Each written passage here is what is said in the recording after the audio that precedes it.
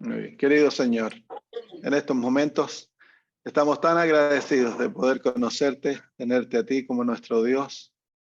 Estamos agradecidos, Señor, que podemos presentarnos ante tu trono con confianza, no por nuestros propios méritos, sino, Señor, por Jesús, nuestro amado Salvador.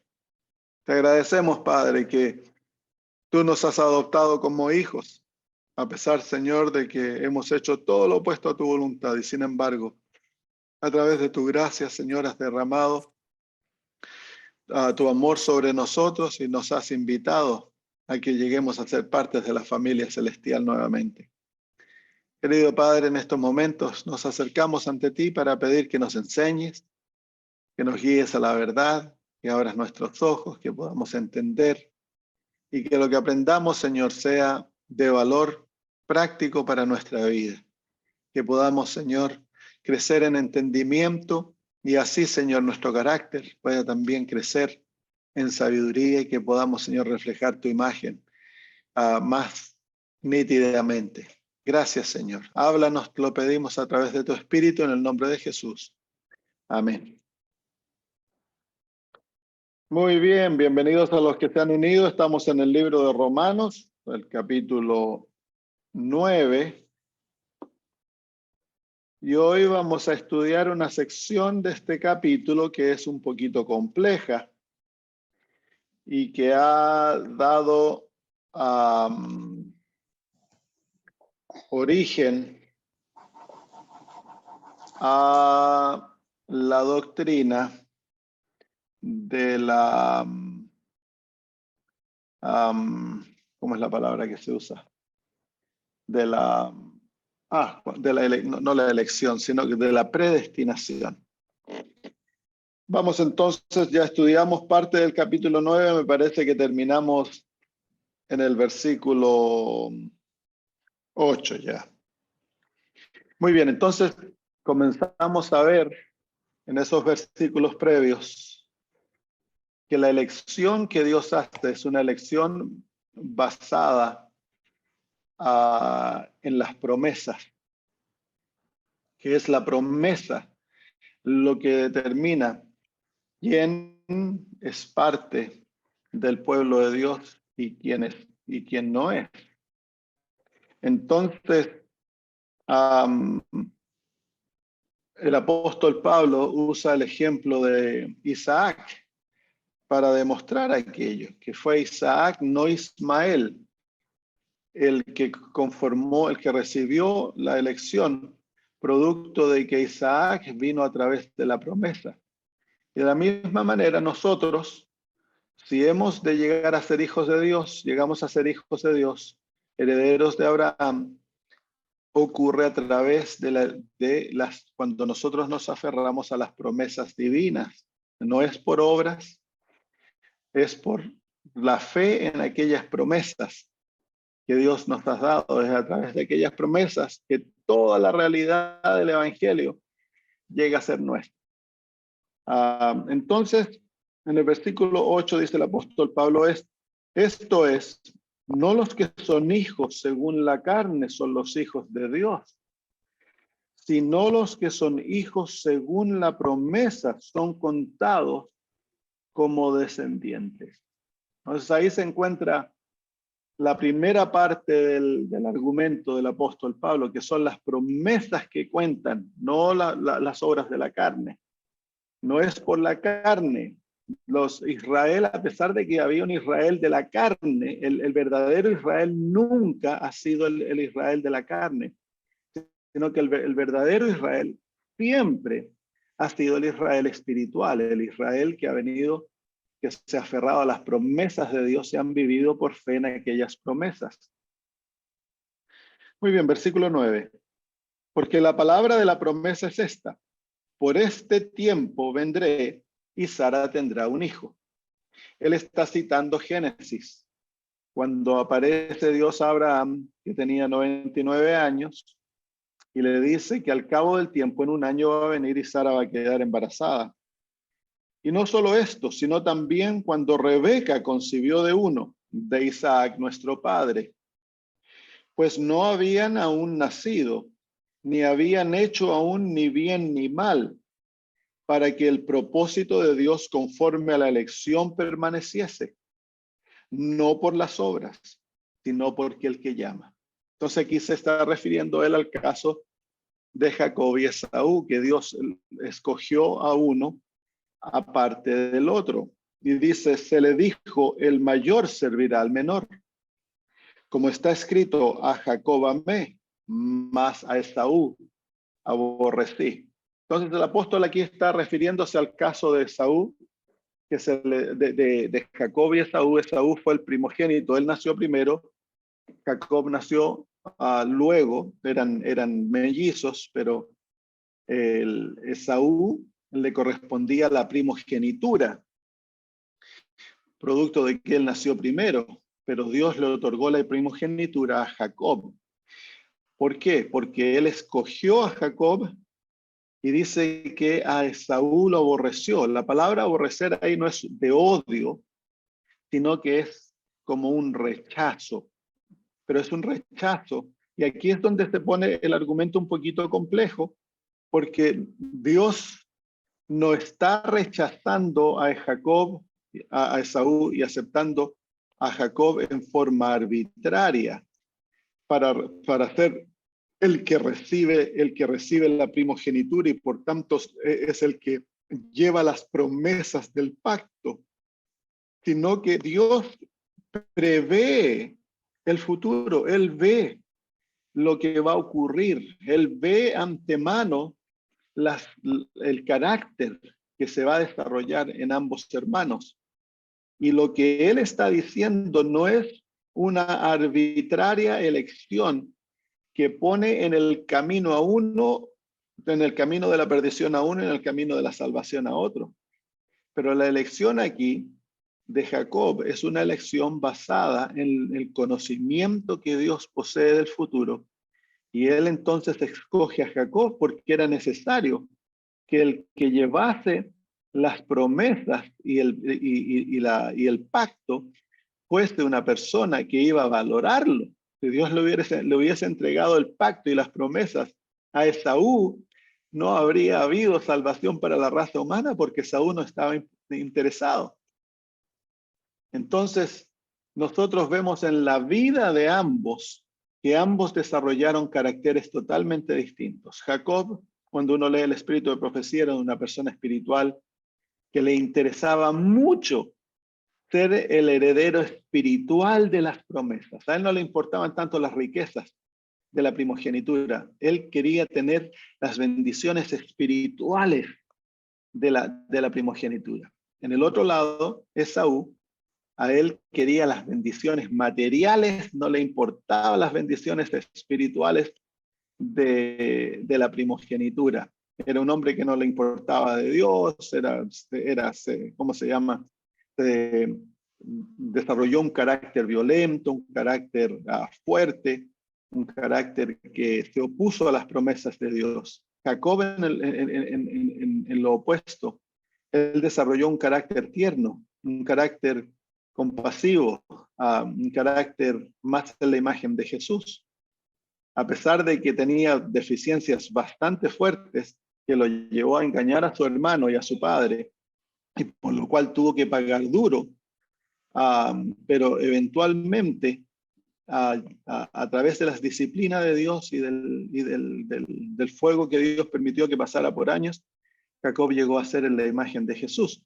Así que aquí vemos que la elección que Dios manifiesta en estas dos personas es una elección basada en su conocimiento, no es una elección arbitraria. Y esta elección no niega a Esaú la salvación, es simplemente una elección en la cual Dios escoge a uno para ser el heredero de las promesas y al otro lo rechaza en cuanto a ello, porque Dios ve que en el futuro Esaú no va a poder ser un heredero digno de aquellas promesas, que va a capacitarlo para asegurar que el Mesías llegue. Es algo importantísimo, así que Dios no lo deja eso al azar. Dios interviene, escoge a uno y al otro no permite que lleve la herencia espiritual. Pero Esaú dice la hermana White de que en sus años ya avanzados, él volvió al Dios de sus padres y se entregó a él. Así que pareciese que Esaú murió en Cristo y fue salvo. Así que eso nos muestra de que la elección no es determinar a uno para salvación y al otro para perdición, sino que es para que cumplan una labor. Muy bien, sigamos. Ok, versículo 12. Se le dijo, el mayor servirá al menor, como está escrito, a Jacob amé, mas a Esaú aborrecí. Rechacé a Esaú para el papel de llevar adelante la primogenitura. ¿Qué pues diremos? ¿Que hay injusticia en Dios? Entonces, ¿hay injusticia en Dios que escoge a uno y deja al otro de lado? De ninguna manera, dice el apóstol Pablo, de ninguna manera. Dios no es injusto. Él nunca obra arbitrariamente, injustamente. Dios cuando escoge, cuando obra para escoger, Él lo hace por su conocimiento justo, porque Él sabe lo que es mejor para nosotros. Nunca lo hace por sentimientos. En el caso, por ejemplo, de los padres de Rebeca y Isaac, ellos tenían una relación muy humana con sus hijos. Isaac prefería a Esaú y Rebeca prefería a Jacob. Entonces tenían favoritos. Dios no tiene favoritos. Dios nos ama a todos, pero hay ciertos momentos. Es lo mismo que cuando el Espíritu Santo otorga dones. Él otorga estos dones de acuerdo a las capacidades que se le han otorgado al ser humano.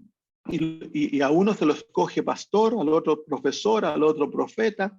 Es de acuerdo a la manera que Dios escoge. Ahí está obrando Dios en esta misma manera. Escoge a unos para hacer unas labores, a otros para hacer otras labores. Y no es algo arbitrario. Es por lo que Dios puede ver de las maneras que sus hijos van a usar aquellos dones y las bendiciones que ellos van a hacer para el pueblo de Dios. Muy bien. Versículo 15. Pues a Moisés dice, tendré misericordia del que yo tenga misericordia y me compadeceré del que yo me compadezca. Ese versículo viene de cuando Moisés le pide a Dios que se muestre ante él.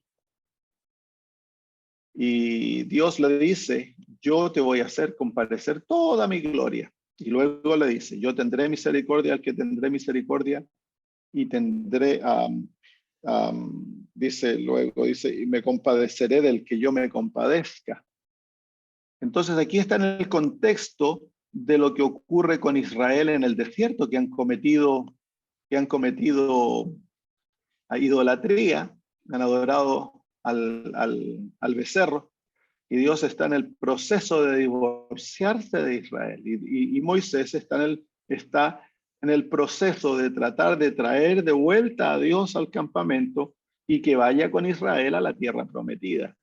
Entonces aquí Dios le manifiesta de que Él es el que manifiesta misericordia, compasión o castigo, que Él es el que escoge aquello, porque Él es el que sabe los corazones, Él es el que entiende, pero aquella misericordia se manifiesta en cuanto a nuestras acciones, a nuestra elección, a lo que nosotros hacemos. Y luego dice el versículo 16, así que no depende del que quiere ni del que corre, sino de Dios que tiene misericordia. Así que es Dios el que manifiesta misericordia, porque la misericordia no es algo que se gana, además la misericordia es algo que se recibe. Pero en el contexto de esto, Dios manifestó misericordia con los levitas. ¿Por qué? Porque ellos se arrepintieron. Y manifestó castigo porque ellos, con los que no se arrepintieron. Entonces la misericordia divina se manifiesta de acuerdo a la respuesta del corazón humano a la gracia que Dios ofrece. La gracia es manifestada a todo ser humano, es otorgada a todo ser humano, pero que vamos a recibir misericordia o justicia depende de la manera que nosotros respondemos a aquella gracia. Entonces, nuevamente, la intervención, la realidad de la respuesta humana. Nosotros no nos ganamos la misericordia, pero recibimos misericordia si respondemos a la gracia que Dios nos ofrece. Porque la Escritura dice de Faraón: para esto mismo te he levantado, para mostrar en ti mi poder y para que mi nombre sea anunciado por toda la tierra. De manera de quien quiere tiene misericordia, y al que quiere endurecer, endurece. Entonces es importante ver la labor que Faraón cumplió.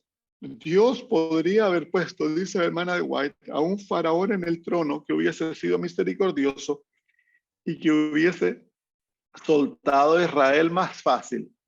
Pero Dios permitió que este faraón, que era contumaz, duro de corazón, llevado a su idea, orgulloso, estuviese sentado en el trono.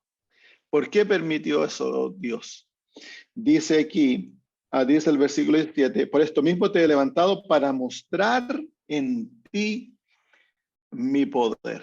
Entonces Dios permite que este faraón llegue al trono, que haga sufrir a Israel, para que cuando Israel salga de la tierra de Egipto, ellos valoren lo que Dios ha hecho por ellos, que odien la idolatría y a la misma vez que Dios en este hombre muestre su poder y su carácter a todo el mundo pagano. Entonces, Faraón cumplió una labor. Dios lo puso, Dios es Dios, Él tiene el derecho a hacer lo que hizo. Él es, ¿cómo se llama? Soberano. Entonces, escoge a Faraón, a este Faraón, es Dios el que pone y saca reyes, de acuerdo a su plan, de acuerdo a sus designios, de acuerdo a lo que Él ve. Entonces, Él permitió que esto ocurriese. Hay muchas otras cosas que juegan la labor de esto, por supuesto, los pecados de la nación, que Dios a veces permite a cabezas que vengan que sean puestas en poder, producto de la malignidad de las naciones que han caído, han rechazado el amor de Dios, han rechazado su gobierno. Entonces Dios permite, así como permitió Dios que se pusiera Esaú, producto de cuán contumaz fue Israel, Dios les permitió y él escogió a Esaú. Esaú, un Dios que hizo sufrir, un rey que hizo sufrir mucho a Israel y que se opuso a los planes de Dios y eventualmente fue rechazado. Entonces, de la misma manera, Dios escogió a Faraón para enseñarle lecciones a Israel y también producto de la maldad de Egipto. Dios es el que pone, Dios es el que determina los designios. Y esto a nosotros a veces nos causa duda, nos hace sentir incómodos. Pero hemos de ver que si Dios no lo hiciese, que si Dios no obrase, entonces el desorden y el pecado aumentaría de tal manera que sería imposible corregirlo. Dios, que es soberano, Él es el que gobierna el destino de cada alma, el que gobierna el destino de las naciones, el que obra para el bien de todos. Él no obra para ¿cómo se llama? Nuestra destrucción, Él obra para nuestra salvación. Y en todo Él obra para aquello. Entonces, está el asunto de que Dios, dice la Biblia, que Dios endureció el corazón de Faraón. La hermana de White dice de que Dios no obró en forma milagrosa para endurecer el corazón de Faraón. Fueron los eventos que Dios permitió, que Dios trajo sobre Egipto, que causó el endurecimiento del corazón de Faraón. Y de esa manera se dice que Dios lo endureció, porque fue Dios el que causó aquellos eventos, las plagas. Y en respuesta a aquellas plagas, Faraón endureció su corazón. Faraón rechazó el llamado divino. Dios llamó a Faraón a través de Moisés, lo llamó al arrepentimiento, lo llamó, y hubo momentos que Faraón estuvo cerca de reconocer al Dios del cielo y arrepentirse, pero luego nuevamente endureció su corazón. De la misma manera que tú y yo, Dios nos ofrece la oportunidad del arrepentimiento, nos ofrece, nos llama, y muchas veces nos llama a través de eventos difíciles, nos permite pasar por dolor, por enfermedad, por pérdida de trabajo, por pérdida de relaciones. Nuestra vida es, como se llama, llega al punto de ser destruida. Dios está llamando. Y si tú endureces tu corazón, se podría decir que Dios endureció tu corazón, porque Dios permitió aquellos eventos que llevaron a endurecer tu corazón, pero Dios lo estaba haciendo para llamarte al arrepentimiento, pero tú escogiste ¿cómo se llama? El ir por tu propio camino. Es por eso que si uno lee el Éxodo, tú vas a ver que hay veces que dice que Dios endureció el corazón, y hay otras veces que dice que Faraón endureció su corazón. Entonces, Dios deseaba la salvación de Faraón. Lo puso ahí en su trono por varias razones. La principal, para mostrar su poder, pero a la misma vez para darle la oportunidad a Faraón que se arrepintiese. Faraón no se arrepiente, entonces Dios tiene, como Dios tiene, es tan amplio que Dios dice, bueno, entonces yo le endurecí el corazón, porque Dios permitió los eventos que llevaron al endurecimiento del corazón de Faraón. Ahora, si Dios lo hiciese en forma arbitraria, que eso es el apóstol Pablo está presentando un ejemplo extremo aquí, para que nosotros entendamos que Dios es Señor, que Dios es soberano, que Él tiene derecho a hacer lo que Él desea. ¿Por qué? Porque Él siempre tiene el bien en su mente. Dios no es un Dios injusto. Él obra con misericordia, Él obra con amor. Entonces, si Él quiere escoger a uno para darle una labor y rechazar a otro, Dios como Dios tiene la libertad de hacerlo. Si Él escoge a un rey para ponerlo en su trono, Dios tiene el derecho de hacerlo porque Él es Dios y siempre obra en favor de sus hijos. Ahora, si Dios en forma arbitraria endurece el corazón de uno, Dios tiene el derecho de hacerlo porque Él es soberano. Eso es lo que el apóstol Pablo está diciendo aquí, a pesar de que en la gran mayoría de los casos Dios no obra de esa manera. Si Dios obrase de esa manera, no lo podemos acusar de injusticia. Y eso es lo que el apóstol sigue diciendo luego. Dice, versículo 19, dice, pero me dirás, ¿por qué? Pues, inculpa. ¿Por qué? ¿Quién ha resistido a su voluntad? Entonces, ¿por qué inculpa al que resistió su voluntad? Es un argumento, como se llama, es una manera de pensar racional. Entonces aquí el apóstol Pablo, en vez de explicar eso, él dice, mas antes, oh hombre, ¿quién eres tú que alterques con Dios? Dirá el vaso de barro al que lo formó, ¿por qué me has hecho así? Entonces aquí el apóstol Pablo toma, en vez de explicar el por qué Dios obra de esa manera, el apóstol Pablo desea que nosotros nos sometamos a la soberanidad divina. Y que a pesar de que no entendamos lo que Dios hace, nosotros no lo acusemos a Él de injusticia o de obrar arbitrariamente para favorecer a unos, porque Dios tiene favoritos y rechaza a otros. No, Dios no obra de esa manera, porque luego el apóstol Pablo va a mostrar cómo luego Dios escoge a los gentiles, a pesar de que rechaza a Israel, que era la nación escogida. Entonces, pero hemos de aprender a someternos y dejar que Dios sea Dios.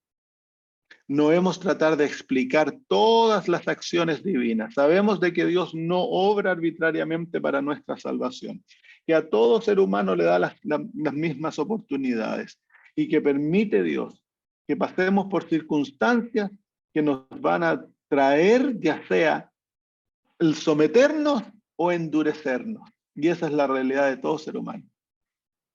Cuando tú presentas el evangelio a un ser humano y el ser humano abre su corazón y acepta el evangelio, va a ser salvo. El mismo evangelio va a causar el endurecimiento del corazón de otros, de los que lo rechazan. Es el evangelio, el mismo evangelio de amor, que para unos abren su corazón y se someten con tanta felicidad y aceptan a Jesús como Salvador y son transformados y hechos hijos de Dios. Ese mismo evangelio lleva a otros seres humanos a cerrar su corazón, endurecerse y perderse eternamente. Entonces ahí se encuentra lo que el apóstol está diciendo. El apóstol lo presenta de forma bien derecha. Dice, es Dios el que los endurece y Dios a unos los endurece y a otros no. Y él presenta este argumento en forma tan clara así para que tú y yo aprendamos a someternos a la voluntad divina y no tratamos de imponer nuestra voluntad a la manera de accionar de Dios. Tú y yo somos el barro, Dios es el alfarero. Dios es el que sabe y obra sabiamente, con todo conocimiento, conociendo el fin desde el principio. Así que hemos de aprender a someternos a los designios de Dios en nuestra propia vida. Muy bien, versículo 22. ¿Y qué si Dios, queriendo mostrar su ira, hace notorio su poder, soportó con mucha paciencia los vasos de ira preparados para destrucción? Y para hacer notorias las riquezas de su gloria lo mostró para con los vasos de misericordia que él preparó de antemano para gloria. Aquí se encuentra el conocimiento de Dios, el conocimiento eterno. A pesar de que Dios conoce los que se van a perder, y aquí se los habla como que Él los preparó. Él los conoce. Él conoce todo el que se va a salvar y todo el que se va a perder. Y sin embargo dice que Dios ha obrado con paciencia extrema con aquellos que se van a perder.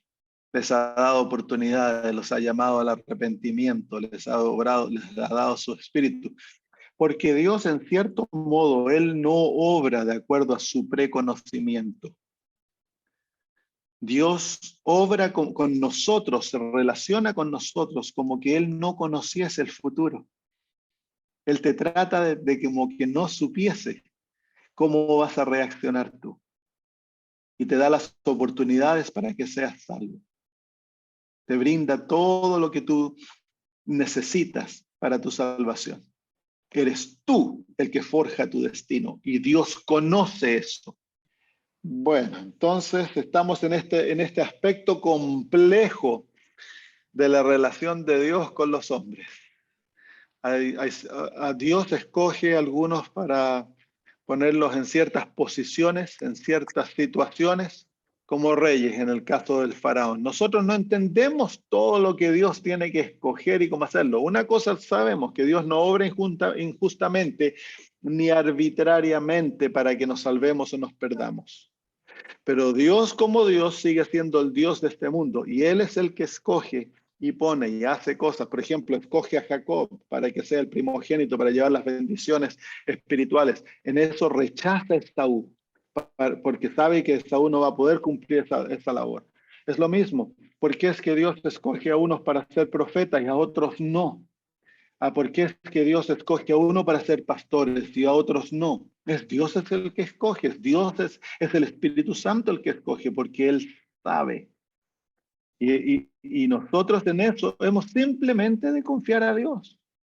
Es decir, los líderes que están en la iglesia, Dios ha permitido que estén como líderes en la iglesia. Él es el soberano.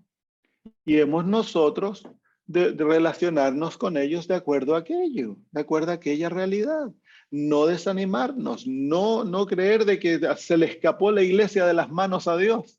Nada se le escapa a Dios de sus manos. El que está en el poder en tu país, Dios lo permitió. Y entonces hay que esperar que Dios obre. Por alguna razón lo permitió. Dios permitió que Hitler estuviera en poder. ¿Por qué fue que Dios tiene sus razones? Tú y yo no necesitamos entenderlo para confiar en Dios. Como un bebé se relaciona con los padres. sin entender lo que ellos hacen, porque las acciones de los padres son incomprensibles para un bebé. De la misma manera, muchas veces las acciones divinas son incomprensibles para nosotros y tú y yo no necesitamos una explicación. Dios es Dios y hemos de dejar que Él sea Dios y que Él obre de acuerdo a lo que Él ve en sus designios. ¿Por qué? Una cosa está segura, Dios nos ama y quiere lo mejor para nosotros. La cruz prueba eso. Así que basta como nosotros como barro, dejemos que Dios obre con sus manos la parte que nosotros hemos de cumplir. Él nos va a hacer, ¿cómo se llama? Vasos de acuerdo a su voluntad. Muy bien, sigamos. Versículo 24. A los cuales también ha llamado, esto es a nosotros, no solo de los judíos, sino también de los gentiles. Como también en Oseas dice, y ahora cambia el argumento. Ya el apóstol Pablo ha hablado de la elección, ahora cambia el argumento y comienza a hablar de los gentiles, que ellos también han sido llamados por Dios. Y dice, como también en Oseas dice, llamaré pueblo mío al que no era mi pueblo. Y a la no amada, amada. Y en el lugar donde se les dijo, vosotros no sois pueblo mío, allí serán llamados hijos del Dios viviente. Entonces aquí cambia la elección. Dios había escogido a Israel y rechazado en cierto modo a los gentiles, pero no rechazado de la salvación, sino que rechazados del pacto. Ahora Dios va a llamar a los gentiles y rechaza a Israel. ¿Por qué? El apóstol Pablo y ahí se ve la base de la elección. Dice, también Isaías clama tocante a Israel, si fuere el número de los hijos de Israel como la arena del mar, tan solo el remanente será salvo. Quiero que mantengan eso del remanente, porque el Señor ejecutará su sentencia sobre la tierra en justicia y con prontitud. Y como antes dijo Isaías, si el Señor de los ejércitos no nos hubiera dejado descendencia, como Sodoma habríamos venido a ser, y a Gomorra seríamos semejantes. Todo el capítulo está hablando de Israel y el apóstol Pablo está tratando de explicar por qué es de que Israel pareciese haber sido rechazado. La hermana White dice que Israel no fue rechazado. La nación fue rechazada. Pero el Israel verdadero, que es el Israel espiritual, el remanente que el apóstol Pablo está hablando, la descendencia que quedó, que Dios dejó, ese siempre ha sido el Israel verdadero. Aquellos que se relacionan con Dios a través del pacto de una manera espiritual. Ese Israel nunca es rechazado. Y los gentiles son invitados a llegar a ser parte de ese Israel.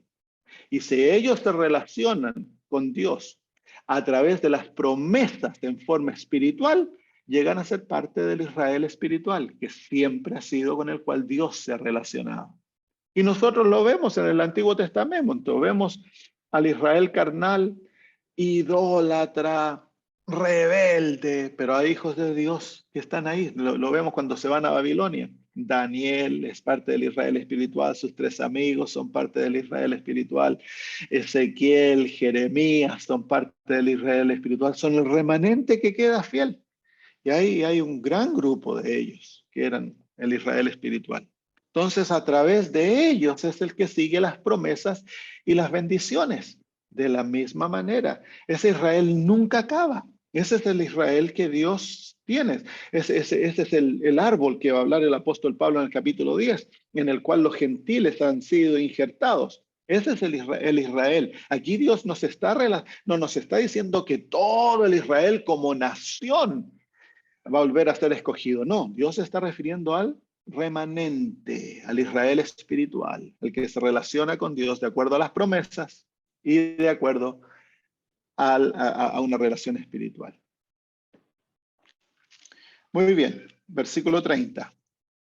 ¿Qué pues diremos? Que los gentiles que no iban tras la justicia han alcanzado la justicia. es decir, la justicia que es por la fe. Mas Israel, que iba tras una ley de justicia, no la alcanzó. ¿Por qué? Porque iba tras ella no por fe, sino como por obras de la ley, pues tropezaron en la piedra de tropiezo. Entonces aquí se ve el producto de la elección. Se fijan que el apóstol Pablo ahora nos está mostrando el otro lado de la moneda. En un lado nos muestra que Dios es el que escoge. En el otro lado de la moneda nos muestra cómo nosotros nos forjamos esa elección. Los gentiles son escogidos. ¿Por qué? Porque ellos reaccionan a las promesas por fe y son justificados y son aceptos por Dios. Los israelitas que habían sido escogidos son rechazados. ¿Por qué? Porque ellos se relacionan con las promesas, no como promesas, sino se relacionan a través de las obras de la ley y por lo tanto son rechazados porque la aceptación es por fe, no por obras. Entonces, ¿se fijan los dos aspectos de la elección? En un lado Dios es el que escoge, pero en el otro lado nosotros nos forjamos aquella elección de acuerdo a cómo nos relacionamos con Dios y con sus promesas. Versículo 32, ¿por qué dice? Porque iban tras ella no por fe, sino como por obras de la ley, pues tropezaron en la piedra de tropiezo. ¿Cuál es la piedra de tropiezo? Cristo Jesús. Dice, como está escrito, aquí pongo en Sión piedra de tropiezo y roca de caída, y el que creyere en él no será avergonzado. Entonces no es por obras, no es por el que corre, ni el que salta, ni el que hace las malabares más maravillosos que Dios dice, entonces yo lo escojo por eso. No. La ley de la elección está basada en la manera que nosotros nos relacionamos con las promesas de Dios. Por fe o por obras. Así que, y la piedra de tropiezo es Cristo Jesús. ¿Qué vamos a hacer con Jesús? Vemos al joven rico como ejemplo. Él viene ante Cristo y él se relaciona con Jesús por obras. Le dice, todas aquellas cosas yo las he hecho desde pequeño. Ahí se encuentra su confianza, sus obras. Y luego Jesús le dice, ve, vende todo lo que tienes, dáselo a los pobres. Y luego ven, sigue, tomando tu cruz, sígueme. Ahí se encuentra. Si es que el muchacho se va a relacionar con Jesús por fe. Y él rechaza aquella invitación. Entonces es rechazado. Porque rechaza a Cristo, que es la piedra de tropiezo. Él no amó a Jesús suficientemente para abandonarse a sí mismo y relacionarse con Cristo por fe, no por obras. Entonces es rechazado. Porque la elección tiene dos aspectos. Tiene el aspecto del conocimiento divino. Él sabe quién va a ser perdido y quién va a ser salvo. Y tiene luego el aspecto voluntario de uno, que Dios no manipula ni gobierna, de cómo nosotros nos relacionamos con las promesas de Dios. Al que reacciona por fe, el corazón se abre, las promesas son de ellos. El que reacciona por obras, con la carne, su corazón se va a endurecer y le va a ocurrir como Israel. Eventualmente son rechazados. Muy bien, lo dejamos ahí y hacemos la próxima semana el capítulo 10. Comenzamos con el capítulo 10. ¿Hay alguna pregunta, hermanos? Pastor. Sí, pastor. Adelante. Ya, Gustavo, dale. Pastor, en relación a lo que usted dice que Jesús ya sabe quién se va a perder y quién se va a salvar. El otro día estábamos hablando cuando Dios cuando dicen que se empezó a juzgar primero por los muertos, va a llegar un momento en que se va a terminar con los muertos y se va a empezar con los vivos. La primera persona que es juzgada viva, ¿tiene posibilidades después en caso de que se pierda como el ladrón en la cruz de ser salvo, o ya fue juzgado y ya chao? Una vez que fue juzgado, quedó sellado. Ya sellado para vida eterna o muerte eterna. Su vida es juzgada hasta ese punto. Y entonces, supongamos que esa persona piensa que va a ser salva y vive 15, 20 años No, es que no va a ser 15, 20 años. Cuando comienza el juicio de los vivos es unos meses hasta que se acaba el tiempo de gracia. Así que es un procedimiento muy rápido. Un par eso, de años a lo o mejor, sea pero que no es 15, toda- 20 años. No, no, no, no. todavía está con los muertos, entonces. Todavía ¿Cómo? está juzgando a las personas que murieron. Claro, A ningún todavía está vivo. el juicio de los muertos todavía está. Okay. Pero no vamos, cuando comience el juicio de los vivos no vamos a saber lo que ocurre. Dios va a juzgar la vida por lo que fue ahí y Dios es el que manifiesta el juicio. El que guía el juicio, los que determinan son los ángeles y las inteligencias celestiales. El juicio es en favor de ellos, no en favor de Dios y Jesús. Ellos saben, son las inteligencias celestiales, los ángeles, los otros seres creados, que ellos necesitan el juicio. Sí. Entonces, claro, cuando comienza el juicio de los vivos, comienza el sellamiento a la misma vez, se derrama el Espíritu Santo, comienza el sellamiento y los que van siendo pasados por el juicio, ya su caso queda sellado. Y para nosotros podría ser el tiempo de la angustia de Jacob. Porque no vamos a estar, No. todavía no. El tiempo de la angustia de Jacob ocurre luego que se acabó la gracia. Ya el juicio terminó.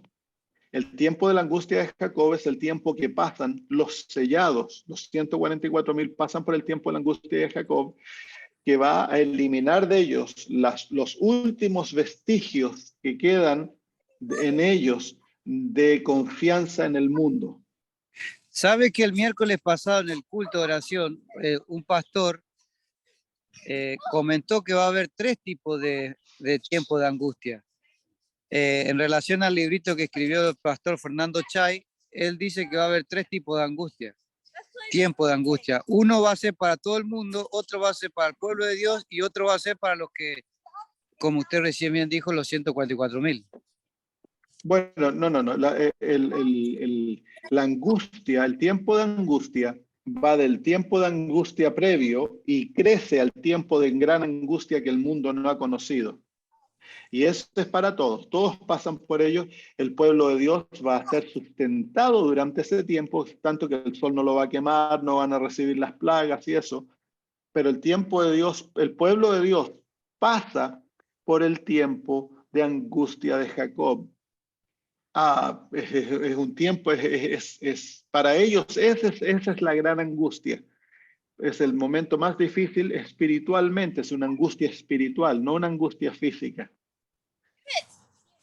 Y para el pueblo de Dios, antes que se cierre la gracia y desde luego de ello está la gran persecución que viene, ¿no? La pena de muerte, el que no vamos a poder comprar ni vender, lo vamos a perder todo, el mundo entero va a estar en contra de nosotros. Entonces, la angustia para el mundo es la angustia de las guerras, las catástrofes, las catástrofes naturales, Sufrimiento. la caída económica, todo aquel sufrimiento. Para el pueblo de Dios, la angustia va a ser mayormente el de la persecución, el rechazo, todas aquellas cosas.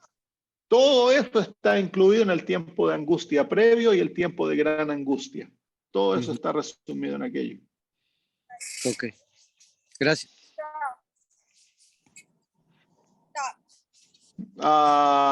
Diego, tú tienes la mano arriba. Sí, pastor, ¿qué tal? Buenas noches. Pastor, una pregunta. A mí me quedé pensando en el versículo 14. Dice, ¿qué pues diremos que hay injusticia en Dios? De ninguna manera, ¿verdad?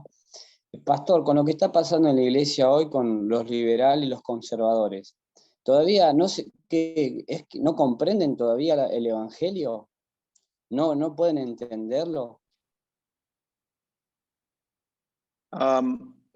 Mira, en el asunto cuando nosotros vemos a Israel, en el tiempo de Jesús, Israel estaba dividido en 2 grandes partidos, los liberales y los conservadores. Y vemos de que para deshacerse de Cristo, se unieron los liberales y los conservadores. Porque en ambos lados El que uno sea conservador no es necesariamente que uno está convertido, o que uno sea liberal no necesariamente está convertido. La verdadera religión de Cristo es una religión del corazón, donde hay una sumisión total a Jesús. Y el que está realmente convertido le parece conservador al liberal y liberal al conservador. Por eso a Jesús lo odiaron ambos partidos, porque para el liberal él era extremadamente conservador, pero para el conservador él era extremadamente liberal.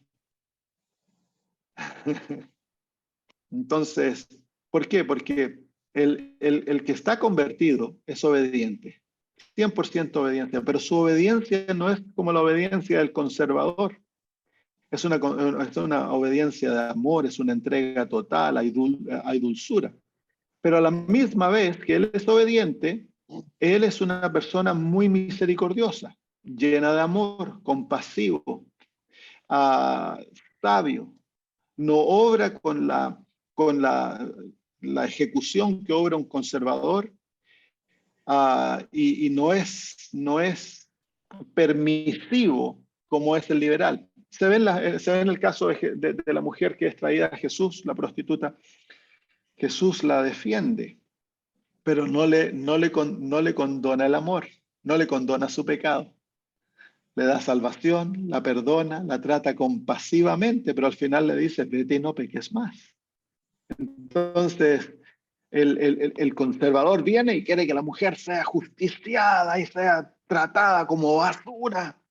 Jesús no trata al ser humano de esta manera. En ese sentido, él es liberal, porque el liberal es el que cierra los ojos al pecado y dice, bueno, no importa. Jesús parecía ser así por su misericordia, por su ternura al pecador, por su paciencia con el pecador. Parecía ser liberal, pero no lo es porque él no excusa el pecado. Él le dice a la mujer, vete y no peques más. Él le da el poder a la mujer para que no peque más.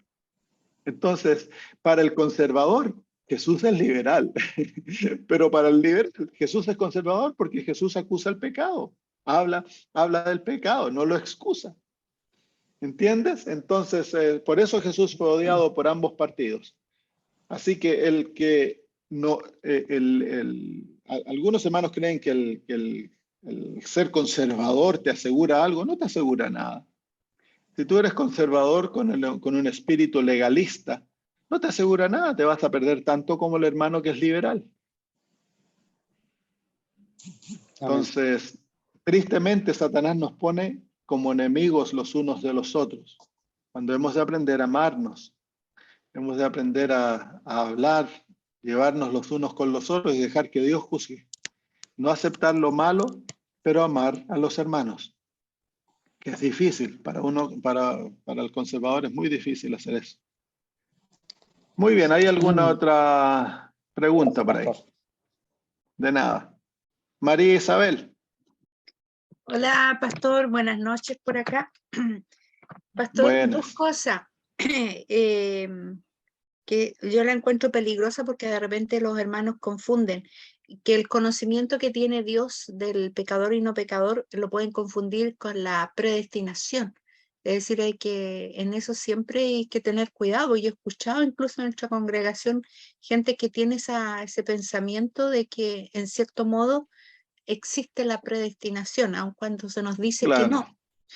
Y lo otro era en relación a lo que planteaba Gustavo en una parte, el riesgo que corren las personas de seguir esperando los sucesos, corren el gran riesgo de que llegue el momento del juicio de los vivos y no queden sellados. Corren el gran riesgo porque siempre me encuentro con hermanos que están esperando la ley dominical, están esperando una serie de acontecimientos, como que para ahí nos pongamos todos en filita, nos vamos a reconciliar con Dios y vamos a hacer las cosas bien para quedar listos, selladitos.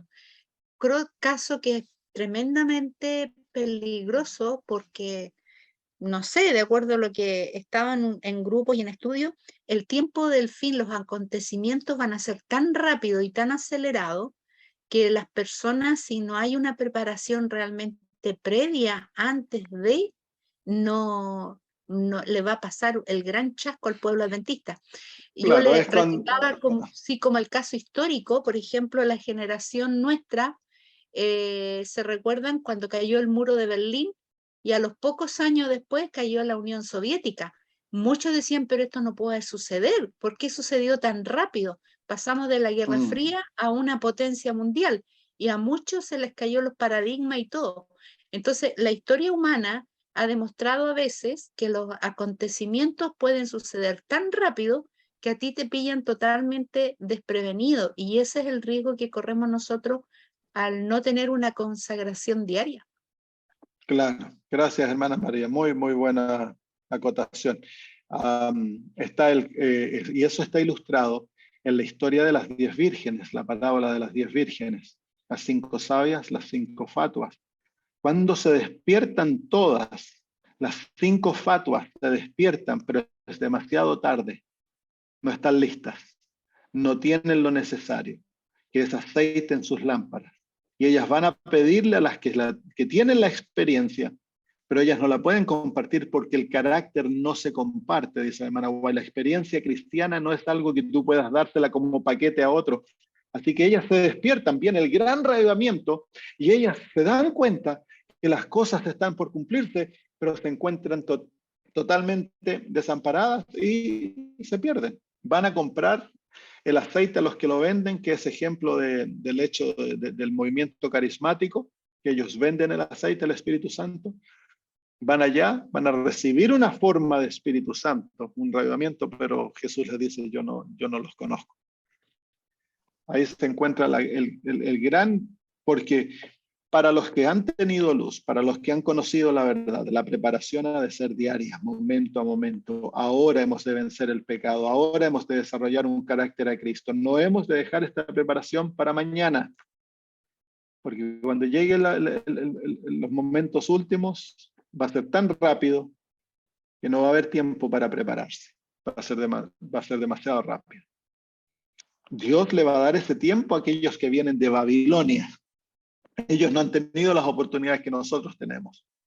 Ellos van a salir y Dios les va a derramar su espíritu y van a ser preparados. Pero nosotros, nuestra experiencia es distinta porque nosotros hemos tenido tiempo, hemos tenido luz, hemos tenido muchas oportunidades. Muy bien, terminemos aquí, hermanos. Gracias por haber reunido. Tuvimos una linda reunión hoy. Que el Señor nos bendiga. Oremos y terminamos. Padre eterno, gracias por habernos permitido estar juntos esta mañana. Para mí, tarde, noche, ya para mis hermanos en distintos lugares. Queremos pedir, Padre, que nos enseñes a someternos a tu autoridad, a tu capacidad de escoger, de ver lo que es mejor para nosotros. Al permitirte que tú seas, Señor, el que nos guíes por la vida y que a través de tus designios maravillosos escojas, Señor, en nuestra vida lo que es mejor.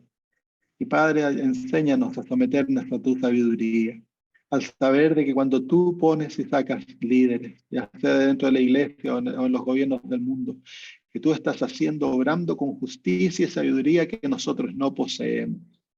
Gracias, Señor. Bendice a mis hermanos, llénalos de tu espíritu y que podamos caminar contigo de acuerdo a tu preciosa voluntad, Señor, amándote de todo corazón. En el nombre de Jesús. Amén. Muy bien, hermanos, un abrazo para todos.